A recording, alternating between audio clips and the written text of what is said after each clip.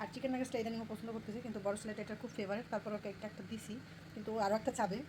তা বলি যে মা যদি মারা যায় সন্তানটা এভাবে যত্ন করে কে খাওয়াবে? কে খাওয়াবে?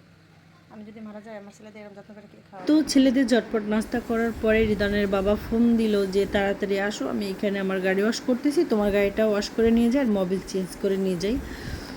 তো আমি আসলাম আমার গাড়ি নিয়ে আর ছেলেদের নিয়ে। আমার গাড়িটা মোবিলের আমার কারণে না আমার গাড়িটা কেমন চলে, স্মুথলি চলে, কিন্তু কেমন একটা খসখস খসখস আওয়াজ আসে।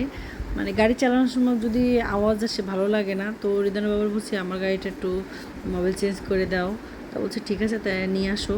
মানে আমার গাড়িটার যে অবস্থা হয়েছে জানেন না, পানিতে ডুইবা পুরো আমার গাড়ি পুরো এই পর্যন্ত ডুবে গেছে। মানে আমি কি বলবো আপনাদের, বললে আপনারা বিশ্বাস করবেন কি না, আমার এই গাড়ির পিছে এই ইদানিং গেছে এই মানে কয়েকদিনের ভিতরে 6-7 দিনের ভিতরে পুরো 1,60,000 টাকার এই গাড়িটার পিছে গেছে।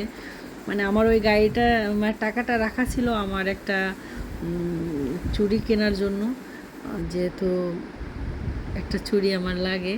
তো কী করে আল্লাহ বিপদ দিছে, রিদানের বাবা বলছে আমার কাছে এখন টাকা নাই, যেহেতু টাকাটা ঘুরছাইছো দিয়ে দাও। তো আর গাড়ি তো আমার লাগবে আর্জেন্ট, তো নিয়ে নিলাম, দিয়ে দিলাম। আর কি করব, পরে এই গাড়িটা দেখেন র্যাপোর্ট এরম একজন মেরে দিছে, তো ওইটা কিনতে লাগবে 1200 টাকা ওই খাপটা। তো গাড়ি ওয়াশ করতে দিয়ে আসছি। আর এখানে আমরা ডে টু ডেতে মানে এটা গিভ ওয়ে 75% ডিসকাউন্ট দিতে আসলাম দেখতে, যে দেখি এখানে কি কি আছে। তো এখানে যা আছে সব হোম আইটেম, এখানে লেখাই আছে উপরে যে হোম আইটেম। তো এখানে ঘরের যত আইটেম আছে, গোছানোর গোছগাছ করার সব আইটেম এখানে পাওয়া যায়। তো আমার কাছে তো খুব ভালো লাগছে, মানে গোল্ডের এইটা অনেক ভালো লাগছে। কিন্তু আমার রিদান বাবারে বললাম না দিব না কিনা, এখন এগুলা কিনে লাভ কি, দুবাই আমরা আজ আছি কাল নাই, কি কি দরকার তুমি এগুলোকে, মানে মানে বুক দিতে শুরু করে দেয়। পরে ওনাকে কিছু বলিনি যে দেবে না, যেহেতু থাক আর কি করার। আর মানে একটা জিনিস প্যারাপেরি করার ভালো লাগে না। তো আমি ঘুরে ঘুরে দেখতেছিলাম যে কি কি আছে, যদি আমি কখনো আসি চুরি করে। তো আমি গোল্ডেনের জিনিসগুলোই দেখতেছিলাম যে এগুলো আমি কিছু কিনবো, এটা পরে আসবো কিনলে উনি থাকলে দিবে না কিনে, এজন্য সব দেখে দেখে যাচ্ছি। তো উনি বলছে কি যে নাও, তুমি তো পাইলট। আমি হ্যাঁ আমি তো পাইলটই। আমার টাকা তো তুমি এইভাবে উড়াও। আমি হয় আমি মাত্র একটা নিছি চামচের, একটা চামচ হোল্ডার নিছি, স্পুন হোল্ডার জন্য আমার বড় বড় চামচগুলো থাকে। তো ওই একটা 5টা টাকা নিছে। উনি বলে কি আজকে আমার বস থেকে পাইলট, আমার টাকা উড়াই। আমি হয় আমি তো তোমার টাকা উড়াই। তো এখানে আমার অল এভরিথিং আমার ভালো লাগছে, কিন্তু এইটা আমি ইউনিক দেখলাম, গাছের গোড়া দিয়ে বানাইছে। কিন্তু এটার দাম কত জানেন? 99 টাকা দাম। ভ্যাট তো আছে এর সাথে, মানে 100 টাকায় ধরেন, আর ভ্যাট আলাদা। মানে অনেক অনেক সুন্দর জিনিসগুলো, মানে যাদের শৌখিন রুম, যাদের অ্যারাবিয়ান রুম, তারা নিয়ে ঘুষা রাখলে ভালো লাগবে। যাদের সুন্দর সুন্দর ফ্ল্যাট আছে, আল্লাহ যদি কখনো ক্ষমতা দেয় তো কিনবো, আর না দিলে কী করার কিছু নাই। রিজিকের মালিক আল্লাহ, খরচ ব্যয় এসবের টাকা পয়সা সব কিছুর মালিকই আল্লাহ। আল্লাহ যাকে দিয়ে খুশি থাকেন, যাকে কাউকে না দিয়ে খুশি থাকেন, তো আর কী করার। আমরা ঘুরে টুরে চলে আসলাম। এখানে আমার গাড়ি ওয়াশ হয়ে গেছে। তো রিদানা বাবু বলছিলাম কি যে গাড়ি যেহেতু ওয়াশ হয়ে গেছে, তো আমার গাড়িটা থুয়ে তোমার গাড়িটা নিয়ে চলো একটা সিটি সেন্টার যায়, আমার টুকিটাকি কিছু কেনার আছে। তো বলছে ঠিক আছে। মানে কি বলবো, আমার হাজব্যান্ডটা যে এত ভালো বলার বাইরে, মানে উনি লোকটা খুবই ভালো। তো এখানে আমার জন্য জুতা দেখতেছিল, 199 টাকার জুতা। আমি জীবনে নিব না। আমি উঠতে গেলে 26, 27 কি 35, 40-এর উপরে আমি কখনো আমার জুতা কিনি না, এত দাম দিয়ে আমি জুতা কিনি না। তো এখানটা আসছি আমার কিছু টুকিটাকি জিনিস নিতে, বেশি না 4টা আইটেম নিব। তো এটা আমি ইউজ করি সুদিং জেলের মতোই, মেকআপ রিমুভ করে, আপনার ফেসটারে ক্লিন করে, একটা গ্লেজ মারে ওটা দিলে। আর এখানে নেব আইলাইনার নেব একটা, কারণ আমি আইলাইনারটা দিতে খুব পছন্দ করি। আর একটা সুদিং জেল নিছি। তো এটা নেওয়ার পর আমি এখানে দেখি ব্রাইডেনিংয়ের এইটা আছে, তো ওইটা বাদ দিয়ে আমি পিঙ্ক কালারের নিছি। আর এটা হচ্ছে শামুকের একটা কিন্তু আমি এটা নিই নেই, এটা থুয়ে দিছি, যেহেতু এটা সম্বন্ধে আমি কিছু জানি না, এই জন্য নিই নেই। তো এখানে ইউনিক কলম দেখলাম একটা, ভালোই লাগলো।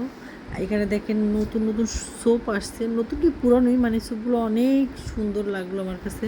আর এখানে নিলাম একটা লিপ মাস্ক। ও যেখানে দাঁড়ায় আছে ওর কাছে জিজ্ঞেস করলাম যে এটা কেমন হবে, ও বললো ঠিক আছে ভালো হবে। তো এই কয়টা জিনিস নিলাম, মাত্র 4টা আইটেম নিলাম। কত বলেন তো, এই কয়টা আইটেম বাংলাদেশে 3,000 টাকা পড়ে গেছে।